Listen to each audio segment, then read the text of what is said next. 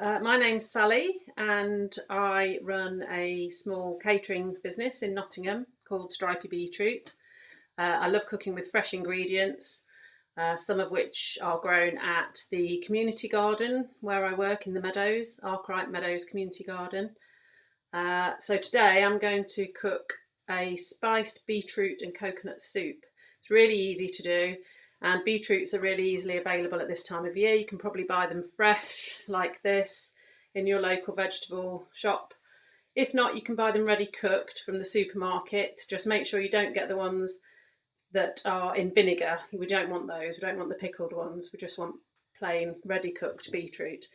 But I'm going to be using these fresh ones that I was lucky enough to get from my dad, who grew them in his garden. So we just need to chop them up. I've already chopped some up in a pan. You don't need to peel these, just wash them for now and then chop them into pieces. And they go into a pan of water, just plain water. You don't need to season it, no salt, just straight into the pan. So here we have the pan of beetroot. So I'm going to get those on to cook and then we'll carry on with the recipe. So the beetroots are now cooked. They have been boiling in the pan. They took 30 minutes. I used quite big chunks, so if your chunks are smaller, then it will probably be more like 20 minutes. But just cook them until when you put a knife to them, the knife goes in and you can tell that they're nice and soft. One of the things we need for the recipe is some vegetable stock, which I've made up in this jug here, using just one of these vegetable stock cubes. We need 600 millilitres. I've done 400, and what I'm going to do is pour in a little bit of the cooking water, because it'll keep some of that beetroot flavour and also the amazing beetroot colour.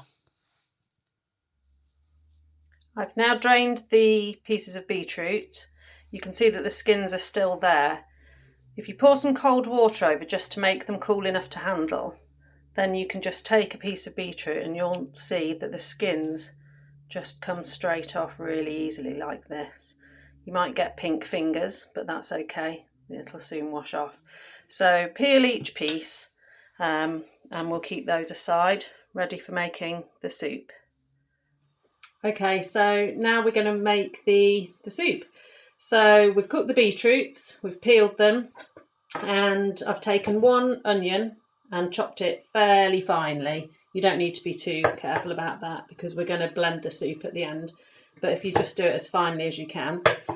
And then we'll have about a tablespoon of cooking oil. You can use any oil, really doesn't matter. I've got sunflower oil. You could use vegetable oil, even coconut oil would be nice in this recipe. So I'm going to use about a tablespoon of oil into the pan. Put that onto the heat.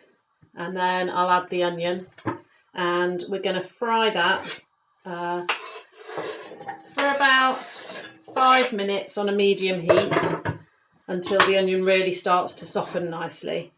While the onion's cooking, I'm going to show you one of the other ingredients that goes into this soup. It's a Thai green curry paste.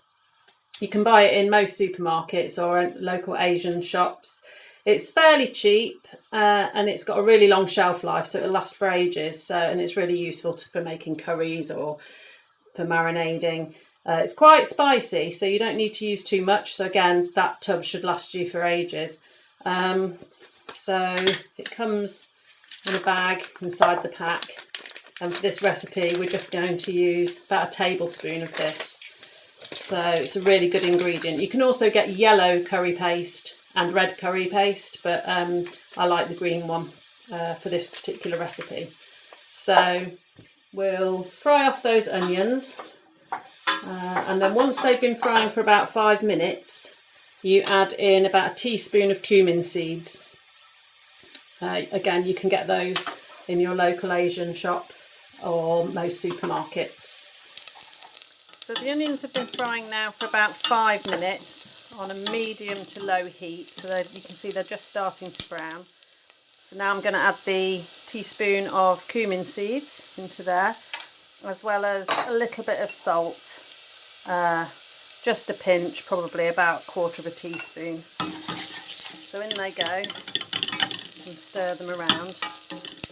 Don't be tempted to put too much salt in, because the curry paste that we're going to use has salt in it as well, and then at the end we can taste the soup, and if you want to you can add a little bit more seasoning.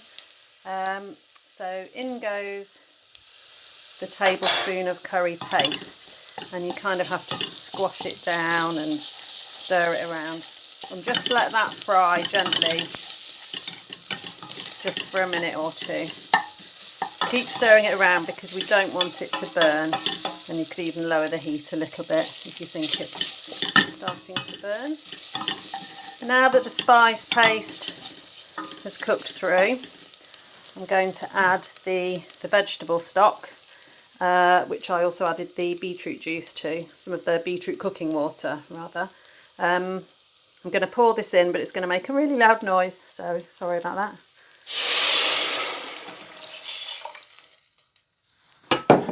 So in that goes.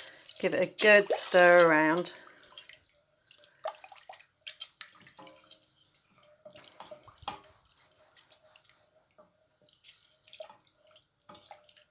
And then I'm going to add 1 can of coconut milk. You can either use low fat coconut milk, or this is the full fat version. So in that all goes. And give it another stir around.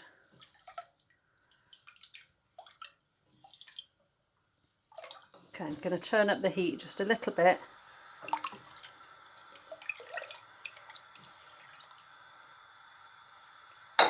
And then in with the cooked beetroot. So in that goes.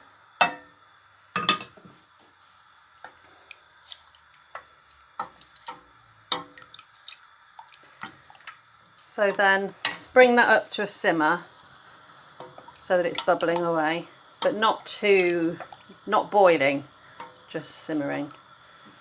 And then we'll let the beetroots cook in that lovely coconut milk and stock for about another 5 minutes.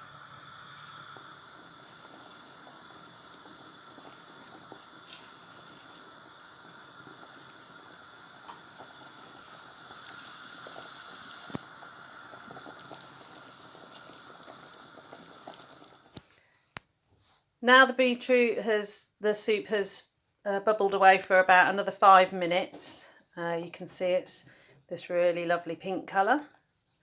So now we're going to blend it. I've got one of these blenders. If you haven't got one of those, then I would say use a potato masher and just mash the beetroots as much as you can, and your soup will just be a bit more of a chunky version. But if you're lucky enough to have one of these blenders, or even one of the hand stick blenders, then you can blend it to get it really nice and smooth. So that's what I'm going to do. So I've put the contents of the pan into the blender, and now I'm going to blend it till it's really nice and smooth. So get ready for the noise.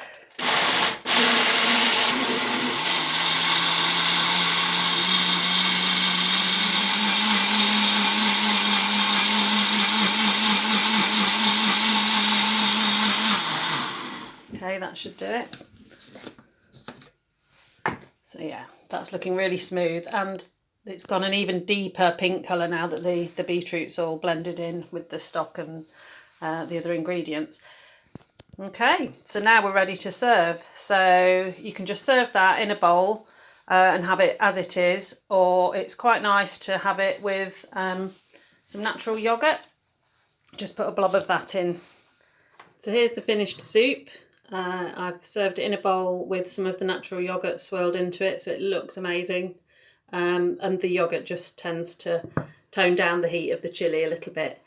If you like your food really spicy, you can add more Thai paste into there. But I find a tablespoon's about right for this recipe. The other thing I wanted to add is that beetroot is a pretty healthy food to eat. It's fairly reasonably priced, and also it contains loads of vitamins and minerals. It's quite low in calories. And some research has shown that it can help to lower blood pressure, and it's high in fibre, so it's really good for your digestive system. So it's a general all-round goody vegetable. So I hope you all go out and buy some and try this soup, and that you enjoy it.